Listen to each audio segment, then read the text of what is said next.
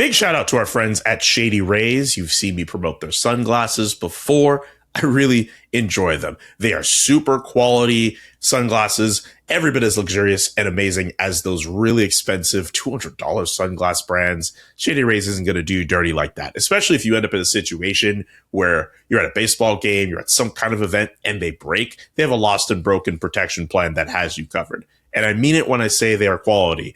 Polarized lenses that cut glare, super clear optics, durable frames with solid hinges, clean classic styles that will have you look sharp without trying too hard. Go to shadyrays.com and grab a pair today. We have teamed up with them to give you an exclusive offer, so you can head over to shadyrays.com, use the code SDP, and you can get 40% off 2 or more pairs of polarized sunglasses. Try for yourself. The shades rated by 5 stars by over 300,000 people. ShadyRays.com. Use the code SDP for 40% off 2 or more pairs of polarized sunglasses. ShadyRays.com. The Chris Johnston Show. Let's go! Your number one destination for a behind-the-scenes look at the game of hockey. Is this thing on? Here's NHL insider Chris Johnston and host Julian McKenzie.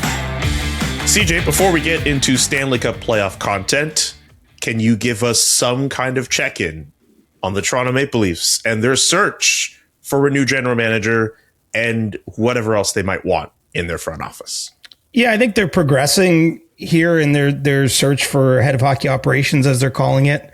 They did have candidates visit Toronto this week for interviews, and at least 2 of those candidates are no longer considered candidates for the job. That being Ryan Martin, the assistant GM of the New York Rangers, and Evan Gould, the assistant GM of the Boston Bruins. You know, these candidates did advance beyond the initial stage, obviously, to get to the point where they were, getting face-to-face interviews. I think that, both of them are a little on the younger side, and not saying it was an age-only related decision, but, there's a lot that goes into this job, and, neither has been a GM at the NHL level. So what does that leave? It leaves actually an even younger candidate, John Chayka. But John, was a GM with the Arizona Coyotes, as you'd remember, in his 20s, was managing a team that featured players that were much older than him. And so has that level of experience despite his relatively young age. And then Scott White, an assistant GM with the Dallas Stars, who was part of the process and who got to stick around in Toronto through that initial wave of interviews this week. So, that appears to be kind of where we're at. Not entirely clear where Mike Gillis stands in everything. Obviously, he had a lot of attention early, and I think he did have discussions, with Keith Pelley, even predating the firing of Brad Treliving.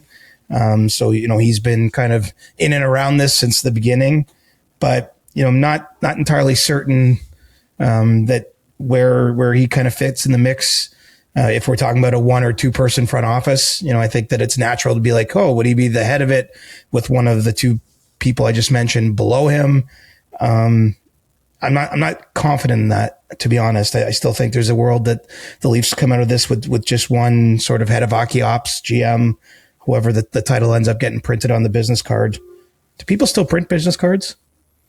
That's a very good question. I think people still do. I've never been one to do that. I don't know if you've ever been one to do that. I used to get them as part of my jobs. Like the companies I worked for used to give them to me. But really? I don't know if I've ever had that at any job I've ever had. In a digital world, there's not a lot of reason, right? Yeah, I just need your phone number in my contacts, really. I don't need a piece of paper. And some people will have on their bios give me all the social media profiles and whatnot. Give me the link tree with everything. That's the digital business card of today. Right. Well, another thing to note about the Leafs search is that even though they are working through it, it doesn't seem as though anything is imminent in terms of an announcement. I think that they are still kind of proceeding carefully and doing more diligence on the candidates. And, Keith Pelley had mentioned way back at the time of Brad Treliving's firing that his nirvana was getting a candidate in place by mid-May. We're still a fair ways off from that, a couple of weeks. So I think it could still drag on a little bit longer. We'll see what happens. Perhaps one one person has risen to the top, that might speed things up a little bit, and there might be confidence there. But kind of an interesting set of choices, right? And Scott White, is older than John Chayka. He's been working at Jim Nill's side for a long time, 11 years as the assistant GM in Dallas. Obviously, the Stars have had a tremendous amount of success. I mean, if you look at actually where this all begins with Dallas, is Tom Ghilardi, when he bought the Stars, 10, 15 years ago, whatever it was, he looked around and said, who's having success in the league? The Detroit Red Wings at that time were one of the most successful organizations. And, part of his thinking is, who's the best person I can get out of that organization? He hired Jim Nill. Was a masterclass decision. He's been his GM ever since. And they've had a big run of success, obviously up 2-1 as we talk right now in their first round series with Minnesota, but they've been in the last 3 Western Conference finals. They've been a competitive team for a long time. They've been a really strong drafting team. I think they've made good decisions when it comes to the contracts they've given out for the most part. And who's been working at Jim Nill's side for that time? Well, it's Scott White. And so if you follow kind of the tree of, learning at the side of someone who's at the, among the best in the league, that's pretty compelling, I think, for Toronto. And, it's a similar kind of path that I think, you could point to for Matthew Darche, getting the Islanders job last year, him having worked with Julian Brisebois in Tampa.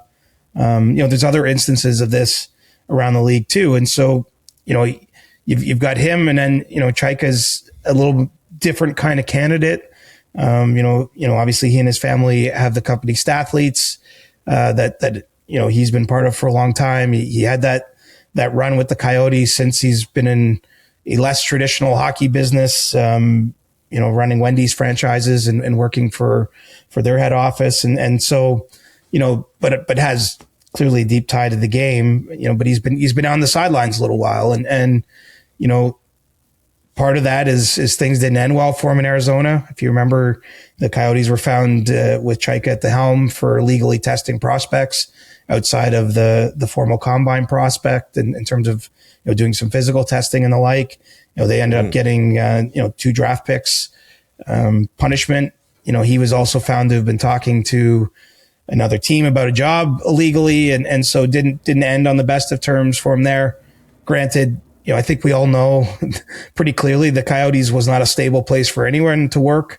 Ultimately they lost their franchise, Alex Morello, who was the owner there for Chayka's time at the end. So, probably not a place that too many people came out of looking better, with just some of the instability in that entire working environment, not a lot of resources, obviously trying to do things. I think there, you had to get creative to try to find advantages in an organization that was operated the way they were operating. Whereas in Toronto, I mean, there's maybe different room for creativity, but financial might is part of what would be at your disposal in this job. So, 2 different types of candidates, that have kind of emerged at this point in time. And, it does seem to be down kind of to those 2, but, as I said, with the caveat that I'm not sure exactly where Mike Gillis stands in all of this.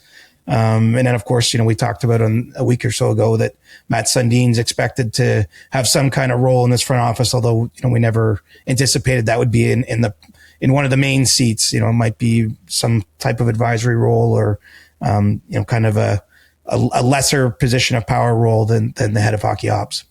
Yeah, it doesn't seem like it's going to be a Sundin Gold, head of hockey operations. You keep saying head of hockey operations, which leads me to think that they're looking for a ho-ho instead of a po-ho. I've been sitting on that joke for 5 minutes. They want a ho-ho. I mean, I'm sitting right here with this white beard, so I mean, hey, but Christmas is never too early. Anyway. Yeah, I mean that's the terminology they're using, and look, I think structure is important, like how it works, who reports to whom, kind of the flow of everything. That is ultimately important. The titles maybe are less so, although look, the titles keep changing anyway. I mean, there was a time you didn't have a lot of presidents of hockey operations, or maybe some GMs had the co-title, but these things evolve and change over time. And, it does seem as though the Leafs are looking at a broader kind of restructuring of their entire operation and under this head of hockey ops. Anything else to report on the Leafs, Berube, players, anything else before I move on? to the Edmonton Oilers. No, I mean, I think that all the energies are being put into this. No decisions are being reached when it comes to, player futures, even the head coach's future at this point in time. But, they're obviously moving through the steps, sitting down with candidates, eliminating a couple, and getting closer to, having an announcement for everyone.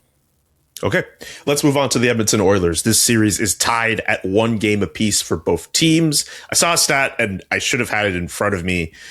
I don't think the Oilers have taken a 2-0 lead in a first-round series since 1988. I need to double. That's a fact. Yeah, I saw the stat as well. And actually, I did a hit this morning in Edmonton radio, and I brought it up, and they're like, yeah, that's true. So I'm going to, we'll give Dusty Nielsen of Edmonton Sports Talk credit for this, even though it wasn't his stat initially. Shout out Dustin Nielsen, by the way, who is an underrated play-by-play voice in this country. Up and comer, my friend. Up and comer. He's great. He did a great job earlier this season for a Flames Senators game. He was outstanding for that. And also with the CFL as well. Anyway, just wanted to show that love to Dustin. There you go. So, yeah, I mean, look, they've been in this situation a lot, going down to Anaheim 1-1. I think the Oilers are going to be comfortable, even though, there's been some rickety moments in the series for them, even though Connor McDavid quite uncharacteristically does not have a point yet in the series through 2 games. Their power play is yet to connect in the series, which is kind of unusual given that they were first again in the NHL's regular season and they've had 6 opportunities. So, there's things that need to be corrected or cleaned up or improved upon from the Oilers standpoint. But I still think they, at this stage, will be going into game 3 feeling in a good spot, feeling comfortable, having to go on the road where they've had a lot of success. If you look at their long playoff runs of the last few years, they've been a successful team playing away from Rogers Place. And I think that they have a pretty clear understanding what needs to happen. They need to exert themselves a little more in the series and find a way to win at least one of the next 2 games, but, possibly 2 of them. The Ducks we're still learning about, but I mean, give them credit. They've been a little more competitive maybe than I might have imagined in the series. Played game 1 with 13 players making their playoff debut. Drew Hellison came in game 2, so he made his playoff debut. They've had 14 players all told play their first ever playoff game in the last week. And they've hung tough. They've managed to rally, and win a game after, giving up a couple leads actually in game 2. They've, intimidating environment. Edmonton, I got to say, they showed up for first round playoff series, having been there in the cup final the last few years. There wasn't much difference in terms of the atmosphere to start those games, the energy around the building. I mean, Oilers fans, like it almost feels like this pent up thing, right? It's like years and years and years of getting closer. And I think the anticipation grows. And so, I'm just saying it was a tough spot to go on the road and do what the Ducks did, and full credit to them. Now they get the spoils of, returning to the first game at Honda Center in playoffs in a long, long time. Leo Carlsson, Troy Terry have had strong starts to the series. Jackson Lacombe making a big impact from the back end for them. And even though a lot of pucks have gone by him, Lukas Dostal, I think, has played well. I mean, the goals scored on him, a lot of them are the results of, almost plays, rushes, a lot of screens and tips kind of plays. I mean, I think he's been pretty solid for them in the net, even though if you just went and looked up his save percentage, you might be like, ooh, it's not going so well. So, sort of an interesting series, very interesting to see Connor McDavid, struggle. I'd say, I think it's fair to say that he's struggled in these games. It's not just that he hasn't scored a point. He had a brutal turnover that led to a shorthanded goal in the last game. He obviously left the last game with an injury, was 5 or 6 minutes back in the dressing room getting looked at, and he came back and played, but looked to be in some discomfort. I mean, it's just been a bit of a rocky start to the playoffs for him. I don't want to make too big of a deal of it because history tells you a pretty clear story about what's likely to happen moving forward. But, it does have to be said that, if he had a big night in game 2, it's probably a 2-0 Oilers lead, but that didn't happen. Yeah, I got to say, watching that game 2, seeing Connor McDavid get tangled up with Matthias Ekholm, then he goes to the dressing room, and then you see him back on the bench, visibly wincing. I get guys play hurt in the playoffs. It's nothing new, but we're talking about 97 here, who, yes, he has 29 back in Leon Draisaitl, but this is all on him for the most part. Any type of discomfort, any type of potential injury could jeopardize an entire cup run. So it's hard not to think about it. It's an ankle issue that we're talking about, right? It was his ankle that got sort of tied up, wrapped around Ekholm's leg and kind of yanked on, like totally just like the flukiest of fluke plays, especially had he suffered a meaningful injury there, which I don't think he did, because it was telling to me he spoke to us after the game. You know, obviously a player in that circumstance could say he's getting treatment and not do so. He walked into the dressing room, no sign of a limp, like to where the reporters were. He was barefooted, like he didn't have any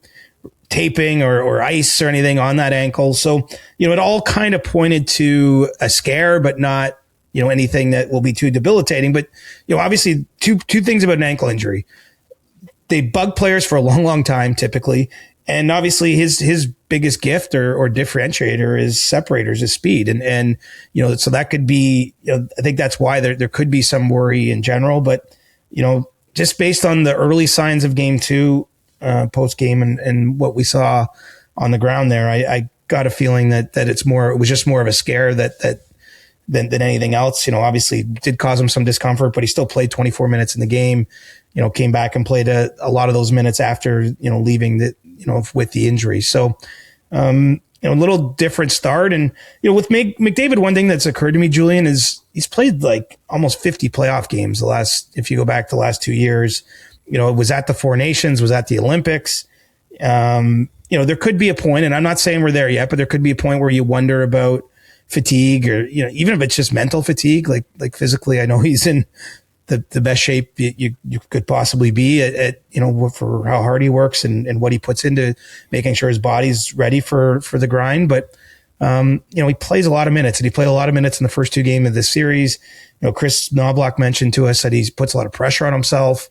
You know, there might be a point where it becomes too much, right? And, you know, I think that's worth at least having in the back of our minds as we watch where this goes next. But, you know, I also think I'm not going to go too wild with the pointless part, because Edmonton's power play looked much better in game 2 than game 1. Literally historically great power play. You know, they missed Leon Draisaitl for the last 5+ weeks of the regular season. Zach Hyman was out, so they haven't been having their usual work and rotations together. I'm just going to bank on that eventually, you know, clicking. And if that starts clicking, Connor McDavid's going to pick up points as part of that. He's such an important part of what they do.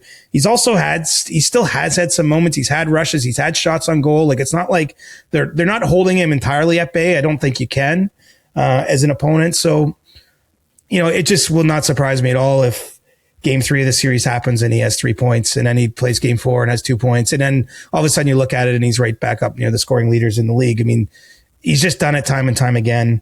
And, yeah, so it's like, it's one of those weird ones, because you definitely have to talk about it. Like, it's a thing, but I don't want to blow, you know, put too much on it. Now, look, if he gets to game 3 and there's not a point, then we've got a storyline. That would be the first time that's ever happened in his career.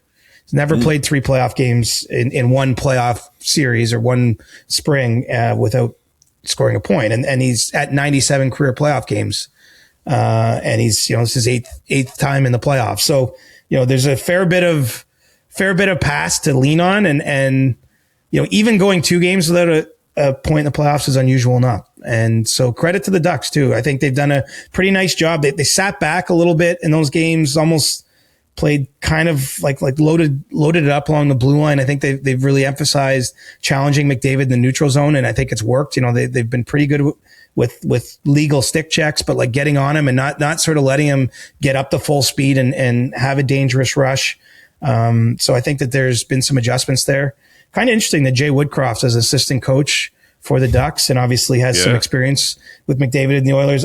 You know, I don't think that he has like the nuclear codes. I don't think he has like all these secrets on these guys, but obviously he has a pretty good understanding how they tick, what they're trying to do. You know, especially on the entries on their power play in game 1, the Oilers really had a tough time getting in the zone and getting set up. I wonder if maybe some intel there, you know, would have been of use to Anaheim, but you know, it's also a commitment thing. It's also everyone being on the ice, being aware where McDavid is and challenging him, basically, you know, trying to stay above him and, you know, have it so that he's got to go odd man. I mean, we've seen him go 1-on-3 and 1-on-4 in the past, but it's a tough thing to do.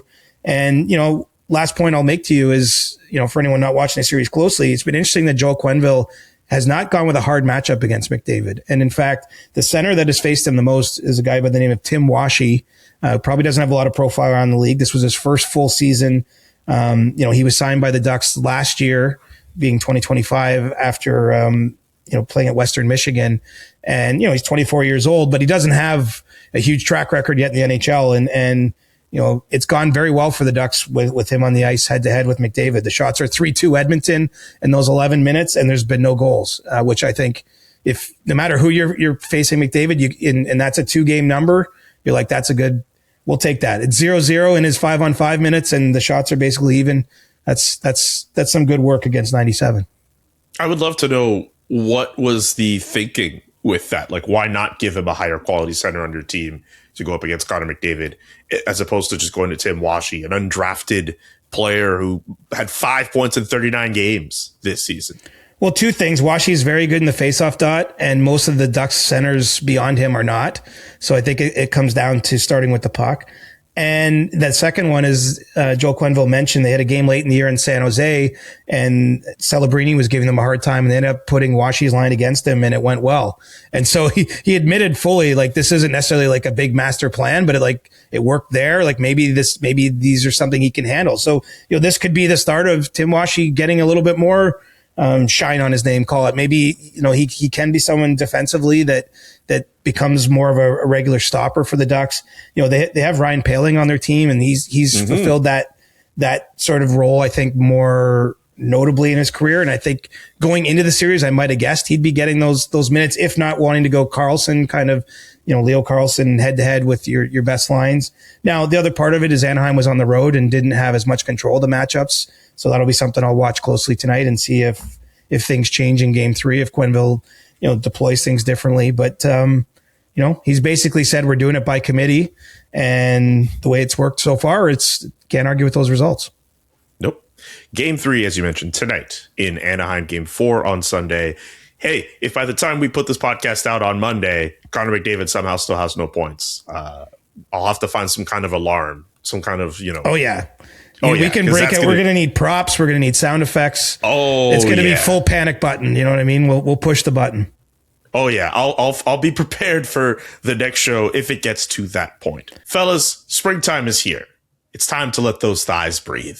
Whether you're playing a round of golf with the fellas, or you're hitting up a beer garden, or even going to an actual garden, Chubby's has you covered for all of the good vibes warm weather brings. And if you're hitting up the pool or the beach, the Classic Line Swim Collection has your new favorite trunks for those sunny days. We are talking seriously soft, dangerously flexible, and incredibly quick drying swim trunks. Your springtime wardrobe deserves an upgrade, and look no further than Chubby's. Chubby's is giving all of our listeners a 20% off your order with their exclusive code CJ.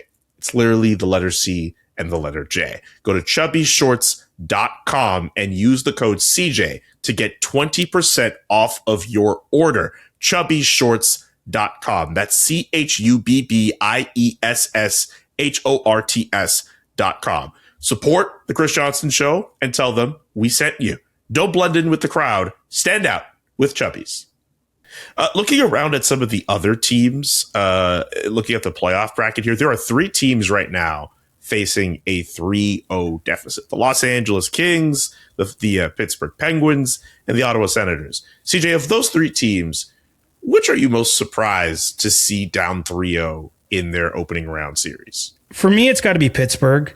And I say that only because I didn't see a lot of separation between the Flyers and Penguins. They're not, neither team was one that I considered like a big serious Stanley Cup threat or anything. And so I just thought it would be a little bit more of an even series. It's also Pittsburgh getting back to the playoffs. It's obviously Crosby and Malkin. And while I realized Father Time goes undefeated, I just figured those guys would find a certain energy from that. Credit to the Flyers though. They, one thing I probably didn't rate high enough is how strongly they finished the year. They were a fair ways out of the playoff race, into early March, and they had a strong finish to the regular season. They've kept that going. They also added Porter Martone with 10 games left in the regular season. It's like adding a first line player, and he's been awesome. I mean, he scored 2 game-winning goals in the series already, and was a point a game guy down the stretch for them. So, I think the combination of those factors have got us to where we are.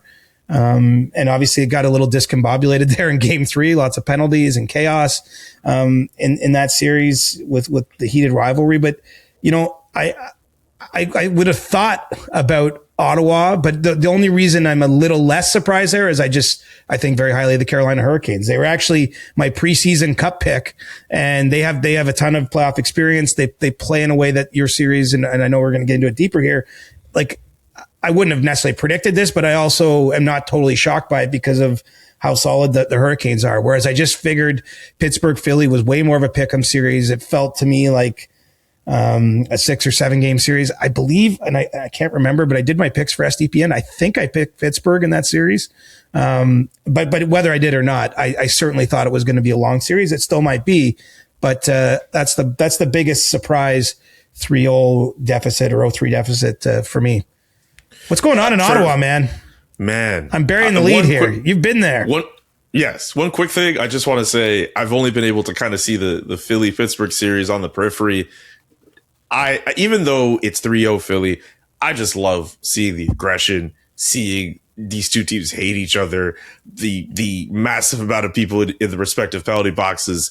I love a good Pennsylvania rivalry. I love it. I would love to cover a series like that. That looks just awesome. But I am surprised, too, that the Penguins are down 3-0. I just want that said before I get to your question about the Ottawa Senators. Well, and we talked a lot about Buffalo at the start of the series, like the playoffs. Like that too. Philly's, but I'm just saying Philly's a hockey market that, has been slumbering a little bit, right? Their team's it's not nearly to the level of a Buffalo in terms of how long it's been between playoff games, but it's been a little while, and they've turned over the roster a bit. And to see guys like Zegras out there, like there's a lot of swagger to how they play. I mean, Konechny's always had that vibe too.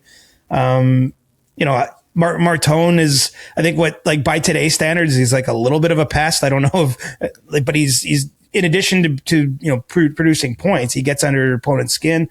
Like, it's been fun to watch that market, and especially game 3 being, a game, in Philly.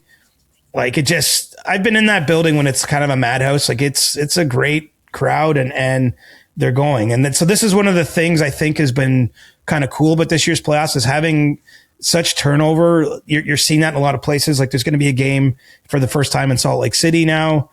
So the Mammoth crowd's going to get a chance to get its first taste of playoff hockey. We saw it in Buffalo. We saw it in Philly. Like, I just think it's kind of been a neat, subtext to this year's playoffs is all these markets getting thrown right back into the, what playoff hockey is, right? It's torture at times. It's excitement. It's like, it's a bit of everything all jammed together, which, I'll take it back to you in Ottawa now, because I think last night it must have been a lot of agony for the fans hoping for the Sens to get back in the series, and unfortunately fell a little short.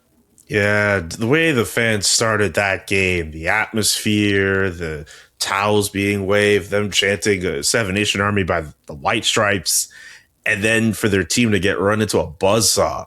Like, I think, and I'll put myself in this category too, I think a lot of people in Ottawa slept on how good Carolina is. I think they maybe looked at the goaltending. Maybe they looked at how Ottawa plays a similar stifling defensive style, and they thought that it would at least be a much closer series. And I think if you look at the games, you can see like, hey, they're pretty close on some level. Yesterday was the first time I think I saw the Sens look like visibly frustrated at the fact they couldn't get any space on the ice. And when I mean like there's no space on the ice, like, they got suffocated. Like, they had nothing. You could stand in a phone booth that is more space than what the Sens and even the Canes at times have gotten in this series. And like one line has been killing the Sens this series. The Taylor Hall, Stankoven, Jackson, Blake line. Stankoven has as many goals as the Ottawa Senators do through 3 games in this series. He's been a dog this whole series. Taylor Hall, who has 1 goal, and that 1 goal came off of like a late whack towards like an open net. He has the most points of anyone in this series. And then Jackson Blake scores his first. Like, that line, I mean, we don't cover Carolina enough. Like, that line has been the line in this series. And if you look at everyone else on the Canes, like Sebastian Aho has 1 goal. A bunch of other guys have been shut down. It's not as if the Sens are playing terribly. It's just like they're good defensively. It's just the Canes are on a completely different level. And Freddie Anderson, who I don't think a lot of people had a lot of trust in entering this series, he's been great. Like his GAA is like 0.84 through 3 games. He's been excellent in this series. There's a lot I can get to, but as a start, like the Sens, I think just ran up on a really good team. Well, they are. And look, someone mentioned to me before the playoffs got going that Taylor Hall had kind of a under the radar strong season, and that, they felt that alone would give Carolina a little more juice in this playoffs. I mean, remember, the Hurricanes didn't make a big splash at the deadline. It was something some people criticized them for or discussed about them. They weren't out there making a big swing, and they're kind of rolling back with a lot of the same team they've had. I mean, they did make changes in the offseason, getting Condre Miller, for example. But, they've also just been really damn good for a long time. I mean, I know that they've gotten into the Eastern Conference Final and gone out easily a couple times, so maybe people almost diminish them. But, look, the Florida Panthers aren't around this time. And, when you can limit your opponent the way that they've limited the Senators, you're going to have a lot of success. I mean, you're right. It's been a close series, though. Look, you go to double overtime. It's even a 2-1 game in game 3. Like, if Ottawa could get a lead, it would be a different looking series, right? Carolina couldn't play the same style. If Ottawa got a 2-goal lead, now I'm dreaming in Technicolor maybe, but like two things that have not happened in this series right, yet. But if they got let's say they got a 2-goal lead just for argument's sake, and then Carolina naturally is going to have to take some more chances and play a different way to try to generate some offense. Maybe there's a way to put some doubt back into it.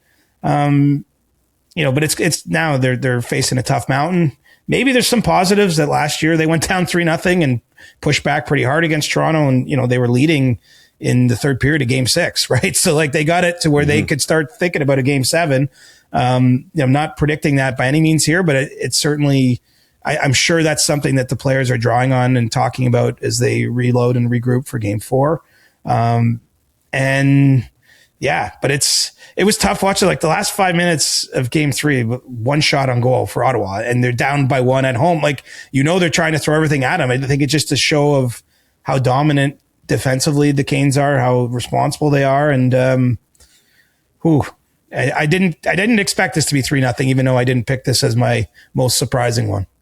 I don't think a lot of people did. There were people who picked the Canes to win, but I think a lot of people thought it would go 6 or 7.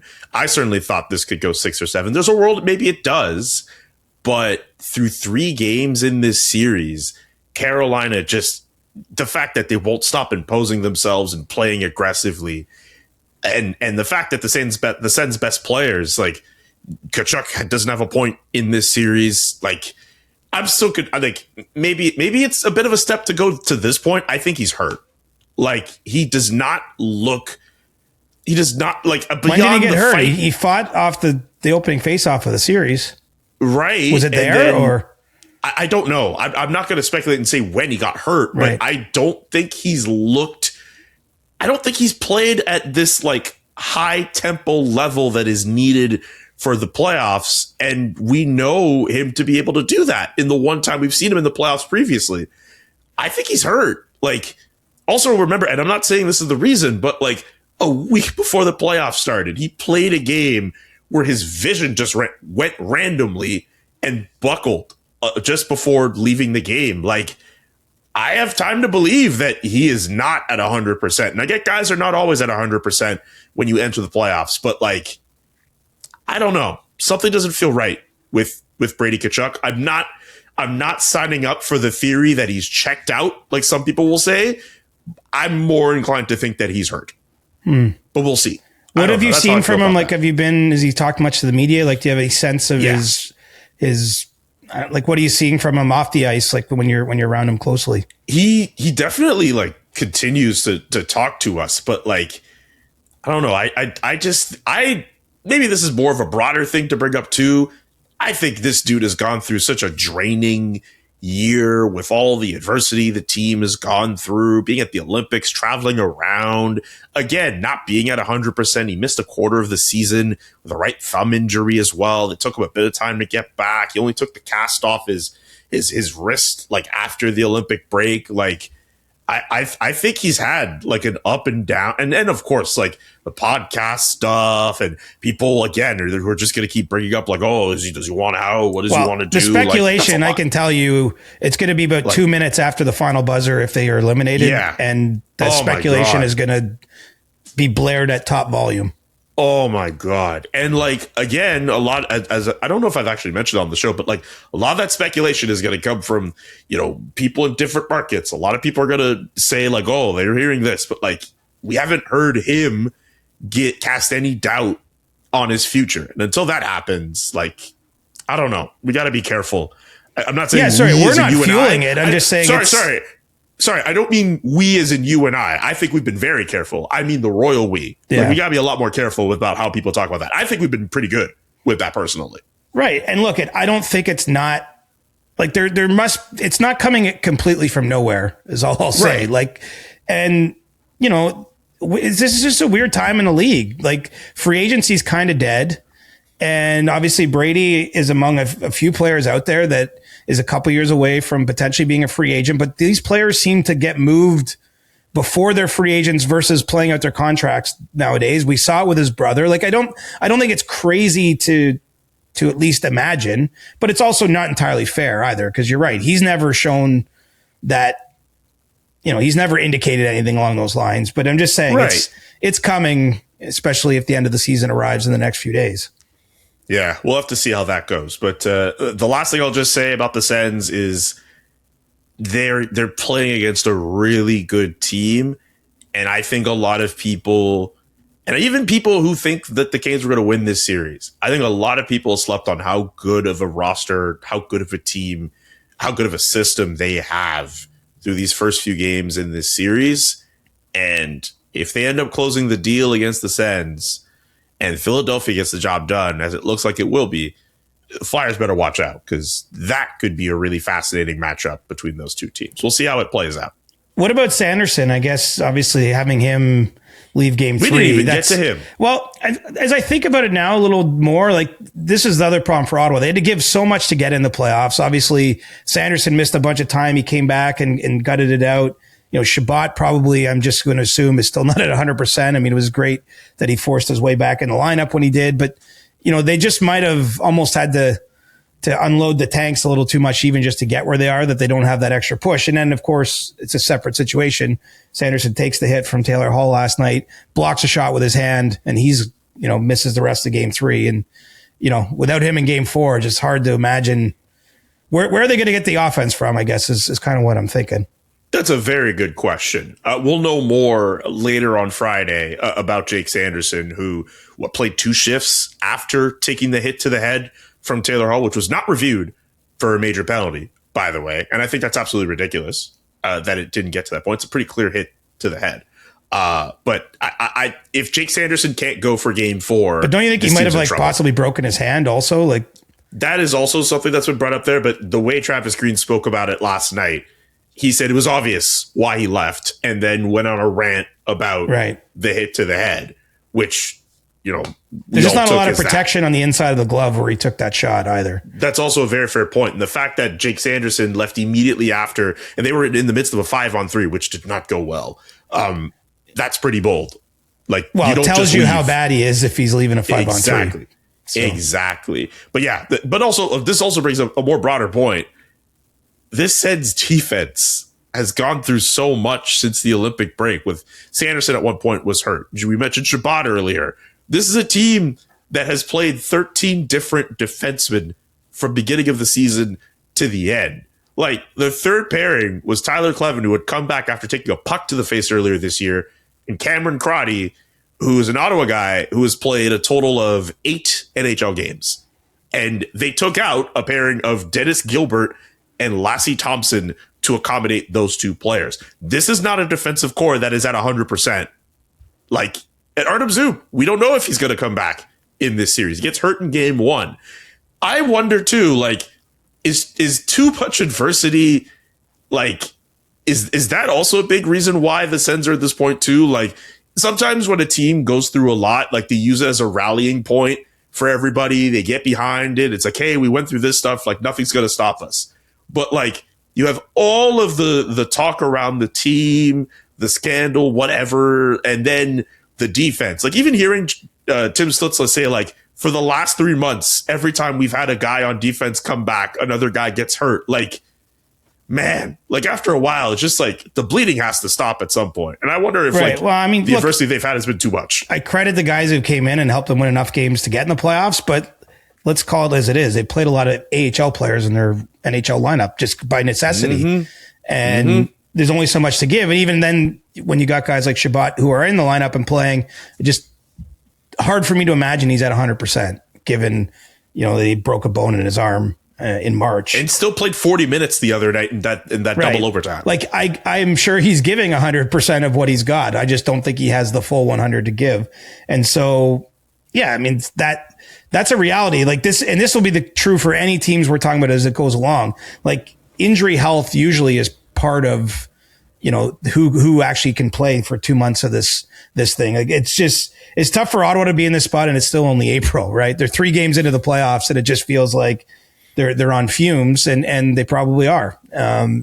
But you gotta, they're going to say all the right things, because if you win one game, it's true. You never know how things can switch. I mean, I would start with focusing on trying to get a lead, because that would at least shift the dynamic somewhat in the series from where it's been.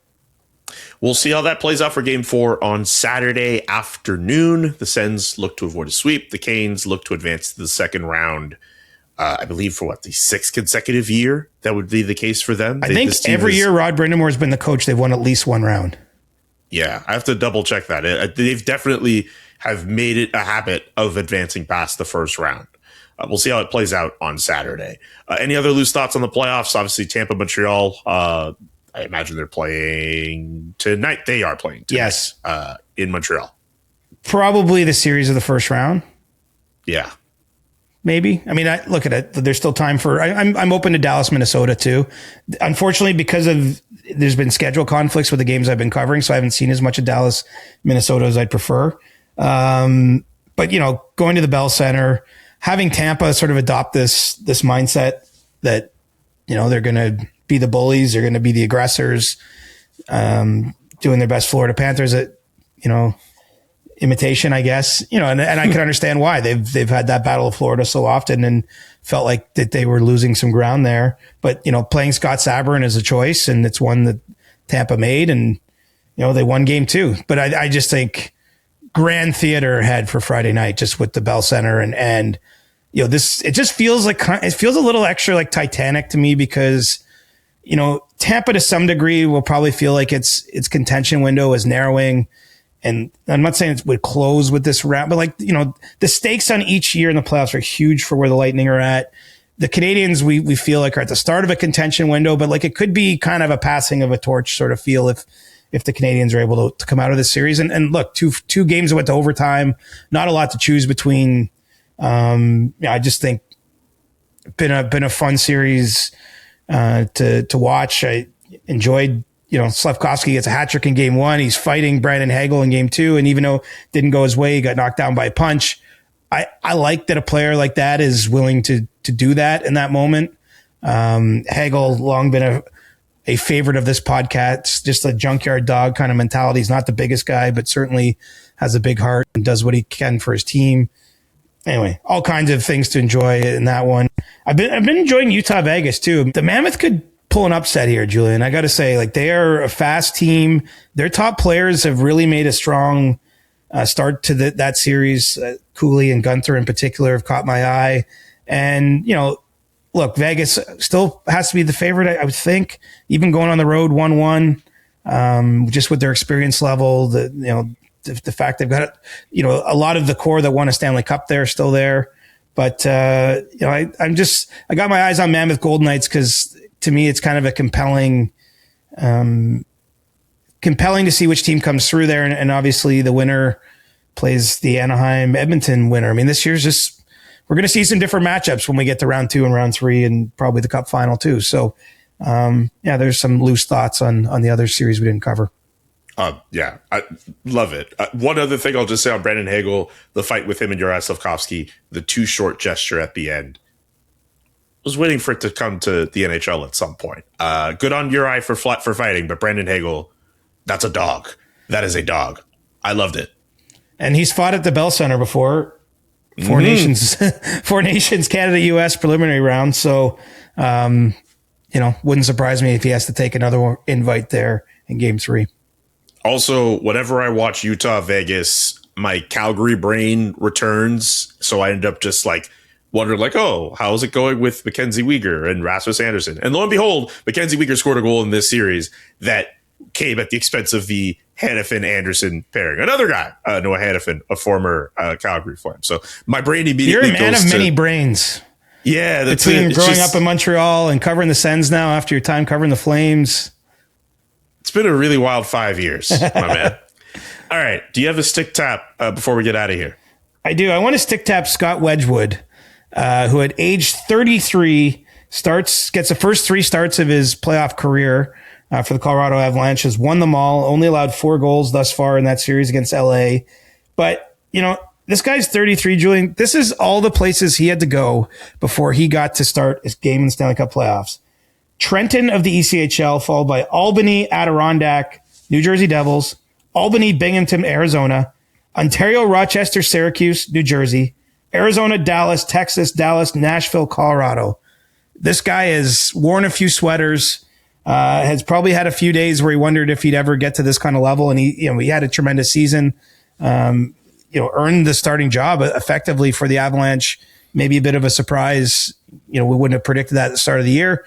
They're a great team. They've got a 3-0 lead on the Kings, and he's been solid between the pipes for them. And I just think it's cool that he traveled the long road to the Stanley Cup playoffs. Is it Johnny Cash who sings, "I've been everywhere, man"? Like, that's basically Scott Wedgwood. Yeah. That man, that is the epitome of living out of a suitcase.